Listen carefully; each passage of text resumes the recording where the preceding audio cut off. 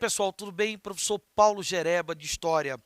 Nossa aula de hoje, iremos refletir sobre o colonialismo e a questão indígena, principalmente o colonialismo ibérico-lusitano, o colonialismo ibérico-português no Brasil.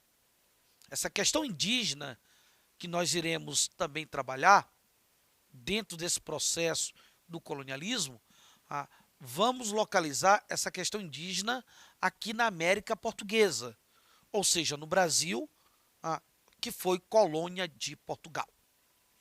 No primeiro momento, iremos analisar algumas características, alguns aspectos gerais desse colonialismo europeu, desse processo de colonização realizado pelos europeus aqui no Novo Mundo, na América, principalmente essa América Latina, de colonização ibérica e, acima de tudo, de colonização portuguesa, que é o caso do Brasil.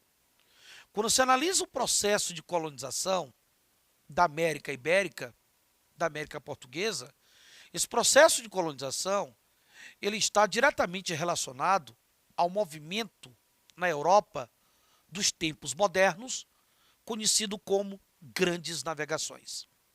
A partir do movimento das grandes navegações, também chamado expansão ultramarina ou expansão marítimo e comercial europeia, a partir desse movimento que foi organizado pelo Estado moderno, que foi organizado pelos estados que estão se formando na Europa nos chamados tempos modernos, movimentos que têm como justificativa ideológica um caráter cruzadista, a igreja ela vai ser muito importante para a justificativa ideológica desse movimento das grandes navegações, organizado pelo Estado, financiado por múltiplos capitais burgueses, financiado por comerciantes, financiados por banqueiros. Esses múltiplos capitais burgueses ou mercantis é que vão financiar esse movimento das grandes navegações, que está sendo dirigido pelos estados e que tem a Igreja Católica trabalhando o aparato ideológico desse movimento. Então, falar do processo da colonização dos europeus aqui por volta do século XVI, XVII, que são os primeiros séculos da colonização da América Ibérica, principalmente da América Portuguesa, aqui no Brasil, esse processo de colonização, ele acaba sendo reflexo do movimento das grandes navegações. E esse processo de colonização, ele acabou deixando marcas profundas, consequências profundas, certo? Não só pela opressão realizada pelo colonizador. Eu diria, não só pelo silenciamento. A opressão e os silêncios são elementos que fazem parte, na verdade, desse processo de colonização europeia na América Latina. Dessa colonização, por exemplo, portuguesa aqui no Brasil. A colonização portuguesa no Brasil, claramente, ela vai deixar marcas profundas, não apenas pela opressão do colonizador e pelos seus silêncios, mas também pela presença de uma ideologia. A presença de uma ideologia que vai ser muito importante para estabelecer um processo de hierarquização, ou seja, um processo de dominação, onde o europeu se trabalha ele como superior. O europeu, na verdade, ele acaba sendo o grande responsável pela opressão, onde ele impõe uma espécie de moral de opressão sobre esse colonizado. E quando fala-se do colonizado, está se referindo aos nativos. Está se referindo, basicamente, aos sujeitos históricos que os europeus chamam de índios, mas que nós podemos classificá-lo como nativos. Então, a questão ideológica, ela é uma das marcas profundas, porque a ideologia, ela é a grande justificativa que os europeus vão utilizar, principalmente com base na ideia de que eles estariam no paraíso, expandindo a fé cristã, buscando a salvação da sua alma, a partir da expansão da fé. Então, essa ideologia, ela é fundamental para estabelecer essa relação hierárquica de dominante e dominado, oprimido e opressor. Essa é uma das grandes marcas deixadas, na verdade, por esse colonialismo. Observe que essa colonização europeia, principalmente essa colonização portuguesa no Brasil, ela se dá através do que nós podemos chamar de uma colonização de mentes. É a famosa colonização de mentes. Ou seja, uma violência epistêmica, uma violência sutil, epistêmica, sutil, duradoura, tá? Que na verdade encerra e ao mesmo tempo confina, né, os sujeitos, ou seja, as sociedades nativas, como diferentes e fora do normal. Observe que um dos cronistas, inclusive, que esteve aqui, que é o Gandavo. O Gandavo foi um dos cronistas lusitanos que esteve aqui na América Portuguesa. E o Gandavo, ele tem uma frase famosa que ele diz o seguinte: esses nativos, eles não têm 3 letras. Eles não têm F, eles não têm R, eles não têm L.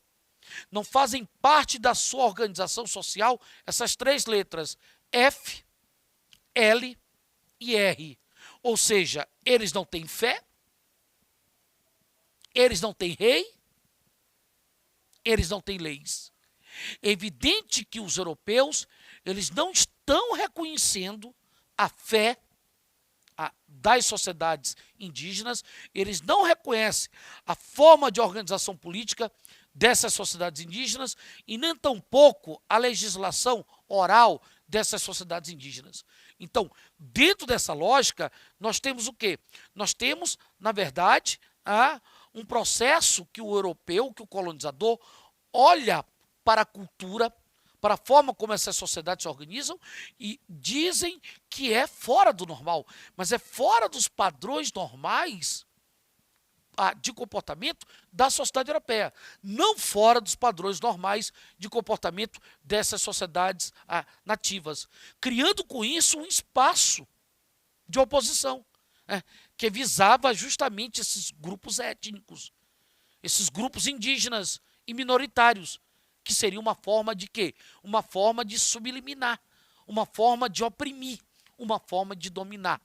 É o que nós chamamos de colonização das mentes.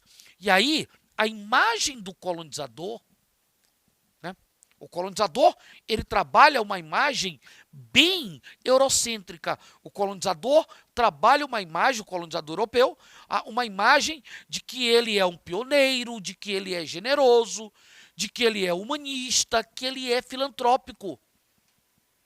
Ele vai trabalhar essa imagem, de pioneiro, de filantrópico, de humanista, certo? De generoso, ou seja, uma imagem de missionário da cultura e do progresso, que ele está aqui no paraíso, no novo mundo, como missionário de uma cultura, como missionário do progresso.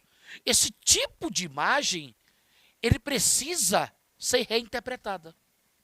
É fundamental que se faça uma reinterpretação dessa imagem eurocêntrica, principalmente trabalhada pelos cronistas. Uma imagem que coloca os colonizados, que coloca esses grupos étnicos de nativos, esses diversos grupos étnicos, como se eles não tivessem a sua organização social, a sua organização política, a sua organização cultural, principalmente quando você fala das chamadas sociedades nativas ou indígenas daqui da América Portuguesa, no caso do Brasil. Dessa forma, eles deixam de emergir, é preciso se interpretar, porque deixa de emergir todo o sentido econômico e predatório dessa empresa colonial, desse empreendimento do colonizador. Nós precisamos reinterpretar essa ideia de que o colonizador chegou aqui para ajudar essas sociedades indígenas. Porque se nós não fizermos isso, nós não vamos observar o sentido econômico desse colonizador, que é o sentido da exploração, o sentido predatório desse colonizador, basicamente, aqui na América, principalmente sobre essas sociedades nativas. Ou seja, não vai se observar a exploração dos recursos naturais dessas áreas coloniais na América Latina. Nessa perspectiva desse colonialismo, nós temos a questão indígena, principalmente quando se fala da questão indígena aqui na América Portuguesa. A questão indígena nessa área que foi colonizada pelos portugueses, que nós vamos chamar de Brasil. Então, os nativos aqui do Brasil, os nativos da América Portuguesa, eles compunham, inclusive, uma vasta população, com cerca de aproximadamente 5 milhões de indivíduos. Ou seja, no momento em que os europeus, portugueses, chegaram no Brasil, nós temos uma vasta população de comunidades indígenas, de comunidades nativas, que se tinha aí, em termos estatísticos, aproximadamente 5 milhões de indivíduos. Inclusive, essas sociedades indígenas, elas eram divididas em diferentes povos. Era uma sociedade dividida em diferentes povos, entre os quais nós podemos destacar os tupinambás que chegaram a habitar, inclusive, a nossa ilha, a ilha de Upoaçu. Os tupinambás habitaram a ilha de São Luís. Nós temos os guaranis, nós temos os potiguares, os chavantes, os caipós, os géis, os aruaques.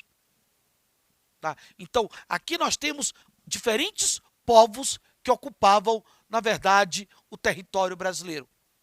No momento da chegada desses lusitanos, no momento da chegada dos portugueses. Há povos que possuem, inclusive, diferentes línguas. Essas sociedades indígenas, elas possuíam diferentes línguas e também práticas culturais, apesar de alguns pontos comuns. Mas possuíam diferentes línguas e práticas culturais. As primeiras informações que nós teremos, basicamente, sobre essas sociedades nativas, aqui por volta do século XVI e XVII, ou seja, no momento inicial da colonização portuguesa no Brasil, nos primórdios da colonização portuguesa no Brasil, aqui por volta do século XVI e XVII, na verdade, as primeiras informações, elas foram produzidas pelos cronistas. É a chamada literatura dos viajantes, a literatura estrangeiresca, a literatura dos estrangeiros, a literatura dos europeus. Os cronistas vão nos dar as primeiras informações, principalmente aqui por volta do século XVI. Alguns cronistas nos falam, por exemplo, sobre os tupis guaranis. Alguns cronistas falam sobre os tupis guaranis, povos que habitavam principalmente a região litorânea do território brasileiro, povos que formavam aldeias com cerca de 700 mil habitantes, essas aldeias sendo divididas em grandes casas, dispostas em formato semicircular ou circular, onde o cotidiano desses tupis guaranis, ou seja, o dia a dia desses tupis guaranis, eles utilizavam, inclusive, diversos utensílios. Utensílios feitos, fabricados com barro, madeira, pedras e ossos. Nós vamos observar esse comportamento, essa organização desses povos tupi-guaranis nos primeiros cronistas. Os primeiros cronistas nos falam basicamente desses povos tupis-guaranis. Inclusive essas populações, na verdade, elas viviam da coleta dos recursos oferecidos pelo meio ambiente. Essas populações indígenas eram coletoras. Ela chegava a sobreviver também da coletas. Em determinados casos, chegava a praticar a agricultura. Se envolviam com a atividade coletora, mas também com a atividade produtora, alguma delas, e chegavam basicamente a desenvolver uma agricultura rudimentar. Uma agricultura rudimentar, onde, a partir dela, eles chegavam a produzir o milho, a mandioca, o amendoim, a batata doce, a pacova, certo? O abacaxi e vários outros tipos de quê? De atividades agrícolas. Então, esses povos, eles praticavam a agricultura rudimentar do milho ao amendoim e outras várias atividades. Inclusive, para complementar a alimentação dessas sociedades nativas, observe que, na verdade, eles chegavam a se envolver com as atividades coletoras, né? Inclusive, desenvolvendo excelentes técnicas destinadas ao quê? À caça e à pesca. Então, nós temos sociedades que eram sedentárias. Algumas eram seminômades. Mas algumas dessas sociedades nativas que ocupavam o litoral brasileiro na época da chegada desse colonizador eram sedentárias. Tanto prova que trabalhava agricultura rudimentar. E chegava até mesmo a se envolver com atividades coletoras. Mas também algumas delas eram seminômades, chegando a desenvolver atividades ligadas também à área de coleta. Quando você fala sobre esses povos, há relatos também dos cronistas, os cronistas portugueses, eles chegam a relatar a organização social dessas sociedades indígenas aqui no Brasil, aqui na América Portuguesa. Nós temos vários relatos que vão mostrar como é que esses povos estavam organizados socialmente. Inclusive, nessa organização social dessas comunidades indígenas na América Portuguesa, no Brasil, não contava-se, não se observa a presença de um líder comunitário ou próprio do Estado. No caso das comunidades indígenas no Brasil. Você não tem a presença de um Estado. Você tem uma organização política, mas não há a presença do Estado. Como você vai ver entre os maias, entre os incas e os astecas na chamada América pré-colombiana. Falar dos tupis e dos guaranis no litoral brasileiro, na época da chegada dos portugueses, você não vê a presença do Estado. Você vê uma organização política, mas sem a presença do Estado. Apesar de não existir um Estado, é preciso observar que há uma organização política.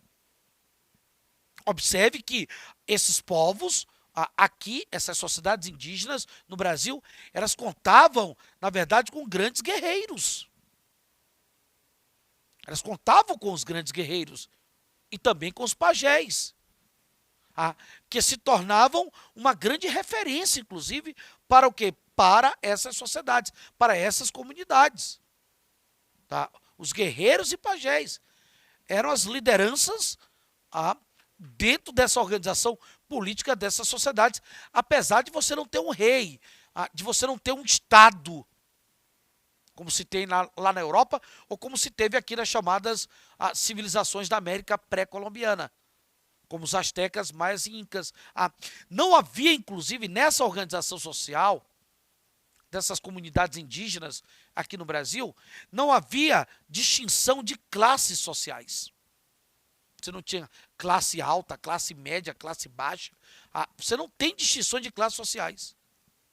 O que vai se observar é a divisão dos trabalhos cotidianos. Os trabalhos do dia a dia, basicamente, nesses trabalhos, se tem a divisão.